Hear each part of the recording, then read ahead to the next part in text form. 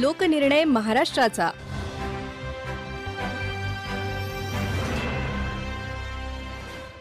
श्रोते हो नमस्कार. लोकनिर्णय महाराष्ट्राचा या कार्यक्रमात आपलं स्वागत. लोकसभा निवडणुकीत राज्यातल्या विविध मतदारसंघांमधलं एकंदर चित्र कसं आहे याचा मागोवा आपण या कार्यक्रमात घेत आहोत. आजच्या भागात आपण ठाणे लोकसभा मतदारसंघातली स्थिती जाणून घेऊया.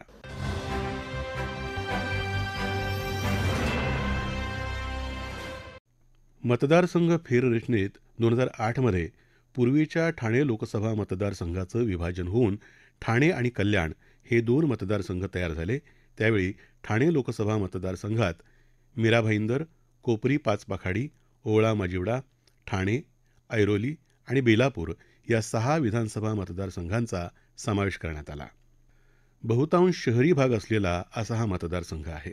यामध्ये ठाणे महानगरपालिका, नवी मुंबई महानगरपालिका आणि मीरा भाईंदर महानगरपालिका यांचा समावेश आहे. या भागाला ऐतिहासिक महत्त्व आहे. फार पूर्वीपासून ठाण्याला व्यापारी महत्त्व आहे.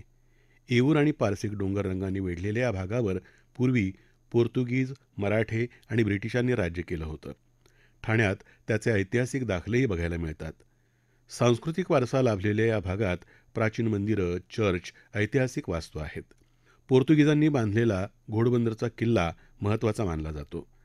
आशिया खंडातली पहिली रेल्वे मुंबई ते ठाणे धावली ती याच ठाण्यात. खरं तर ठाणे म्हटलं की तलावच आठवतात. ठाणे शहरात असलेल्या 35 तलावांमुळे ठाणे हे तलावांचं शहर म्हणून ओळखलं जातं. नवी मुंबईतलं ठाणे बेलापूर औद्योगिक क्षेत्र, आशिया खंडातली सर्वात मोठी बाजारपेठ असणारी मुंबई कृषी उत्पन्न बाजार समिती, आधुनिक असं IT क्षेत्र, डाटा सेंटर्स, पोलिसांच्या दृष्टीनं महत्त्वाचं असणारं 112 या क्रमांकाचं राज्यातलं डाटा सेंटर, विविध विद्यापीठांमुळे तयार झालेलं शैक्षणिक केंद्र याच मतदारसंघात येतात. आंतरराष्ट्रीय पर्यावरणाबाबत महत्त्व असलेल्या क्षेत्रांना रामसर क्षेत्र असं म्हटलं जातं. ठाणे खाडी परिसराची नोंद रामसर स्थळामध्ये केली जाते. परदेशातून भारतात स्थलांतर करणाऱ्या फ्लेमिंगो पक्षासह इतर काही पक्षी प्रजाती आढळतात. त्यामुळे या पाणथळ जागेला विशेष महत्त्व आहे. हाच भाग पुढे नवी मुंबईपर्यंत विस्तारला आहे. ठाणे लोकसभा मतदारसंघात एकूण 24,90,513 मतदार आहेत. त्यापैकी 11,50,716 महिला आणि 13,39,513 पुरुष आहेत, तर 203 तृतीयपंथी मतदार आहेत. 2019च्या सार्वत्रिक लोकसभा निवडणुकीत ठाण्यात चुरशीची लढत बघायला मिळाली. त्यावेळी 23 उमेदवार रिंगणात होते आणि 49.27% मतदान झालं होतं. त्यात शिवसेनेचे राजन विचारे 7,40,969 मतं घेऊन विजयी झाले. त्यांनी राष्ट्रवादी काँग्रेसच्या आनंद परांजपे यांचा 4,12,145 मतांनी पराभव केला होता. आनंद परांजपे यांना 3,28,824 मतं मिळाली होती, तर 20,426 मतदारांनी नोटाचा पर्याय निवडला होता. आताच्या निवडणुकीत ठाणे लोकसभा मतदारसंघातून 24 उमेदवार निवडणूक लढवत आहेत. ठाणे लोकसभा मतदारसंघाचा प्रवास काँग्रेस, भाजपा, शिवसेना असा झाला आहे. भाजपाच्या विचारसरणीचा पाया घालणाऱ्या रामभाऊ म्हाळगी आणि राम कापसे यांनी या मतदारसंघाचं नेतृत्व केलं आहे. मात्र 1996च्या निवडणुकीत आनंद दिघे यांनी ही जागा शिवसेनेसाठी मागून घेतली आणि तेव्हापासून ठाणे आणि शिवसेना हे समीकरण बनलं. 2014 आणि 2019 अशा 2 लोकसभा निवडणुकांमध्ये शिवसेनेचे राजन विचारे विजयी झाले. ठाणे हा शिवसेनेचा बालेकिल्ला समजला जात असला तरी या लोकसभा मतदारसंघात भाजपाचे सर्वाधिक आमदार आहेत. मुख्यमंत्री एकनाथ शिंदे हे कोपरी पाचपाखाडी विधानसभा मतदारसंघातून आमदार आहेत.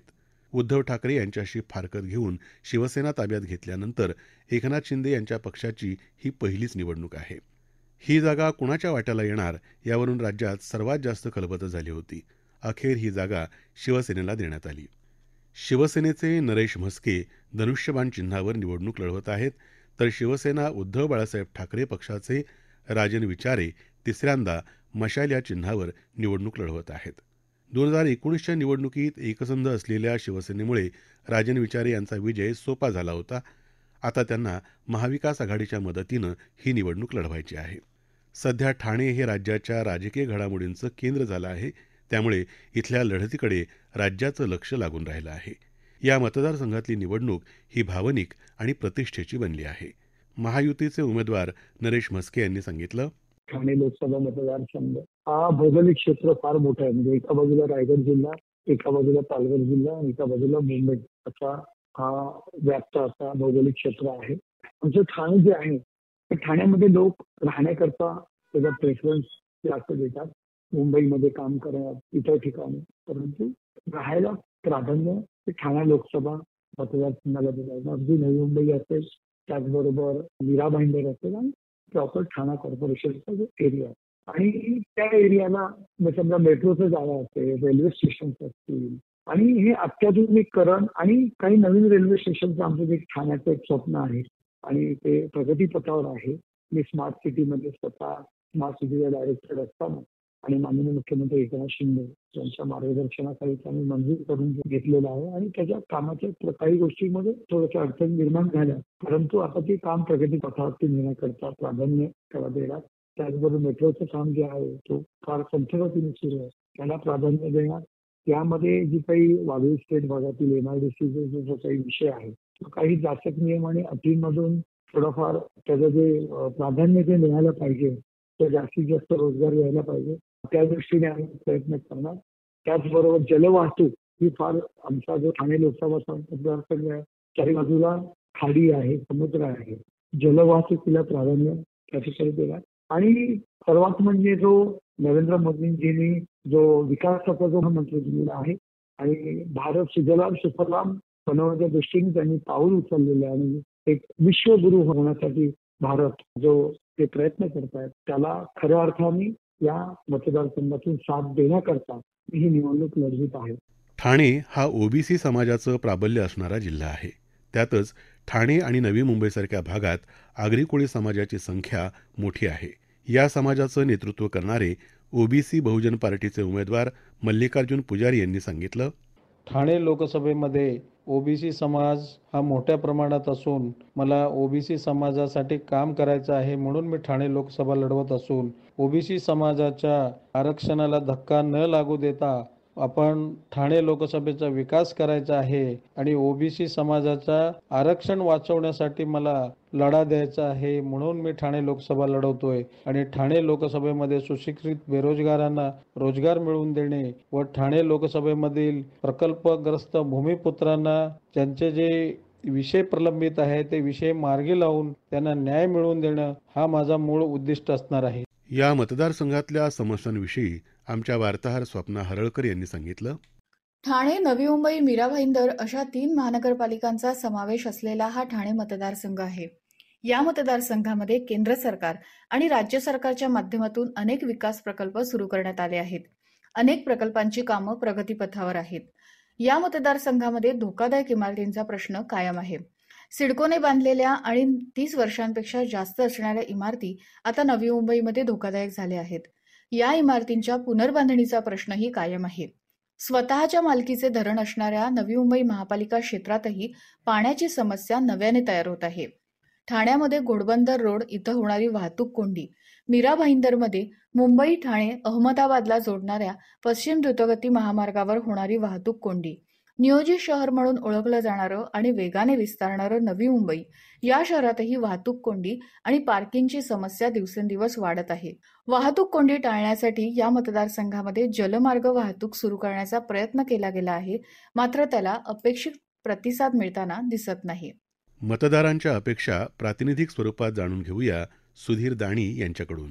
जर ठाणे जिल्ह्यापुरती बोलायचे झाल्यास ठाणे जिल्हा हा एक प्रगत जिल्हा असून देखील या जिल्ह्यामध्ये आजही आदिवासी भाग किंवा जो त्या एरियातला जो अप्रगत भाग आहे त्यामध्ये पायाभूत सुविधांची वानवा आहे. जनतेच्या पैशातून जनतेसाठी केल्या जाणाऱ्या पायाभूत सुविधांचा दर्जा राखावा ही खरी तर एक अत्यंत माफक अशी अपेक्षा लोकप्रतिनिधीकडून असते.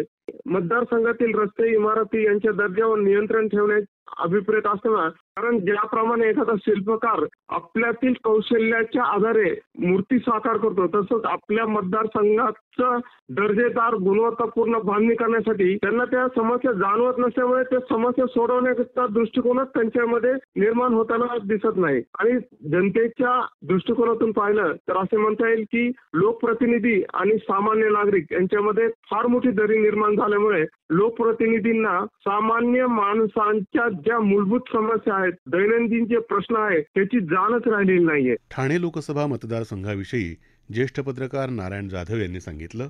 ज्यावेळेस नरेश म्हस्केंची उमेदवारी जाहीर झाली त्याच्या आधी भाजपकडून नवी मुंबईतले माजी महापौर आहेत, त्यांचे माजी खासदार होते राष्ट्रवादीचे संजीव नाईक यांनी प्रचाराला सुरुवात केली होती. त्यांनी जवळजवळ 6 महिने प्रचार केलेला आहे. पण ज्यावेळेस अंतिम उमेदवारी यादी जाहीर झाली तर हा मतदारसंघ शिंदे गटाच्या वाटेला गेला. मुख्यमंत्री एकनाथ शिंदे यांनी अतिशय प्रतिष्ठापणा लावली होती की हा मतदारसंघ स्वर्गीय आनंद निगे यांचा बालेकिल्ला आहे, तो आम्हालाच मिळायला हवा. त्यामुळे भाजपचाही नाईलाज झाला आणि त्या बदल्यात त्यांनी पालघर मतदारसंघ आपल्याकडे घेतला भाजपने. पण आता मुख्यमंत्र्यांनी ज्या नरेश म्हस्केंना उमेदवारी दिली आणि राज्यविचारांना सहानुभूती आहे, उद्धव ठाकरेंविषयी जी मूळ शिवसैनिक आहेत, इथे जरी पक्षांतर केलं, शिंदे गटात गेले किंवा राष्ट्रवादीचे अजित पवार गटात गेले, पण त्यांची नाराजी अजूनही ती आहे, कायम आहे. नवी तोच प्रकारे परवा जी सभा झाली त्या जो रिस्पॉन्स मिळाला उद्धव ठाकरे यांना नवी शिवसैनिकांकडून तो प्रचंड होता. त्यांचं भाषणही चांगलं झालंय. त्यामुळे आता ठाणेकर आहेत ते कसं मतदान परिवर्तित करतात ते पाहणं महत्वाचं आहे. कारण ठाण्यात प्रचंड प्रश्न आहेत. ठाणे शहरात अजूनही पाणी टंचाई आहे. इतके वर्ष झाले. घोडबंदर सारख्या परिसरात 35-40 माळाचा टावर आहे, पण टँकरचं पाणी आहे. अनेक टावरमध्ये अशी परिस्थिती आहे की त्यांच्या घराचं EMI पेक्षा टँकरच्या बिलाचं त्यांना जास्त पैसे द्यावे लागतात. वाहतूक कोंडी आहे, पब्लिक ट्रान्सपोर्ट नाही आहे. TMT म्हणजे सेवा झालेली TMTची अंतर्गत मेट्रो होती ती कागदावरच आहे. आता ती मेट्रोची कामं सुरू आहेत. त्याच्यामुळे ठाण्यात कुठेही जा तुम्ही वाहतूक कोंडीला तोंड द्यावं लागते लोकांना. स्टेशनपर्यंत यायला अर्धा ते पाऊण तास लागतो कुठल्याही कोपऱ्यात छोट्या भागातूनही. नवीन स्टेशनचं कामही संत गतीने सुरू झालेलं आहे. तेव्हा अतिशय प्रचंड प्रश्न ठाणे शहरात आहेत केंद्राशी रिलेटेड. जो कळवा ऐरोली मार्ग आहे, कल्याणहून येताना आपण ठाण्याला जाता डायरेक्ट तुम्ही ऐरोली येऊ शकतात. पण जो मध्ये मफतलाल जमिनीच्या ॲक्विजिशनचा प्रश्न आहे, स्लमचा रिहॅबिलिटेशनचा प्रश्न आहे, तोही रखडलेला आहे. तोही ठाणे मतदारसंघात येतो आणि त्यासाठी कुणी अजून ते आवाज उचललेले नाही. आता जे शहरातले प्रश्न आहेत मुख्य म्हणजे वाहतूक, पाणी टंचाई, रोजगार, याच्यावर कोणी भाष्य करत नाही आणि वैयक्तिक आरोप प्रत्यारोप होत आहेत. याच्यावर सगळं प्रचाराचा हे सगळं सुरू आहे. पब्लिकचे इश्यू मागे पडलेले आहेत.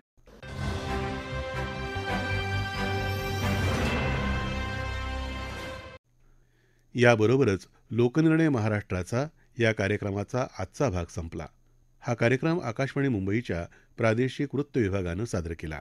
सादरकर्त्या सरस्वती कोवळेकर, समन्वय जीवन भावसार, लेखन स्वप्ना हरळकर, निर्मिती सहाय्य राजेश शेजवळे, संपादन आणि निवेदन सुनील कांबळे.